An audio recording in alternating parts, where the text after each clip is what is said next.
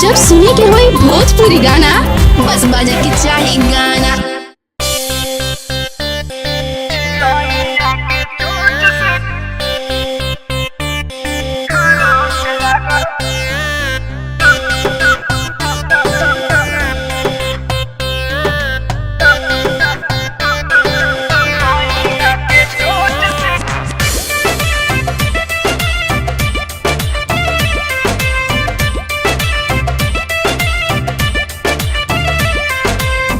घाटा में परनी बियाह के उतार पोसले बापिया रे दूधू गो कबूतर का कहिए सखी।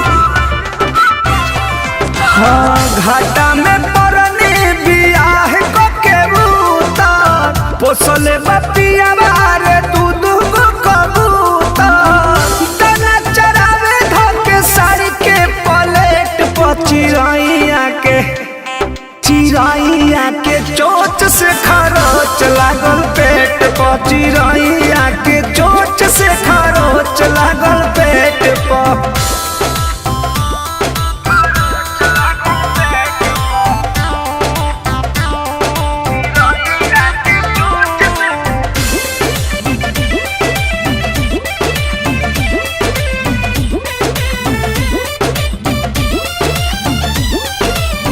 अगुआ बतैल से टाप हटे रेलिया के ओइनी तो देखनी धंधा कोइले बाबा हेलिया के का कहिए सखी बड़ी दिक्कत में हो गइल।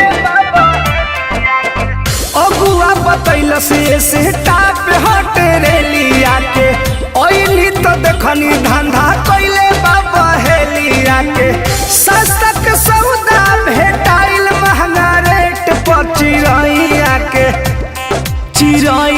के चोच से खरोच लागल पेट पर चिरैया के चोच से खरोच लागल पेट पर माइये।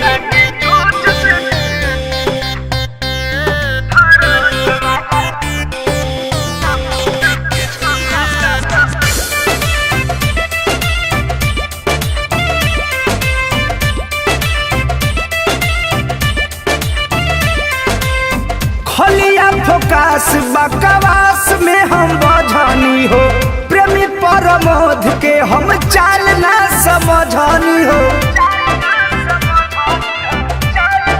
ए सखी खलिया फोकास बकवास में हम बझनी हो संतोष रंजीत के हम चाल ना समझनी हो।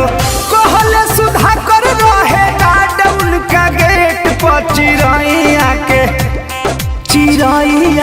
चोच से खरोच लागल पेट पर चिरैया के चोच से खरोच लागल पेट पर दैया रे दैया दाना चरावे धके साड़ी के पलेट पर चिरैया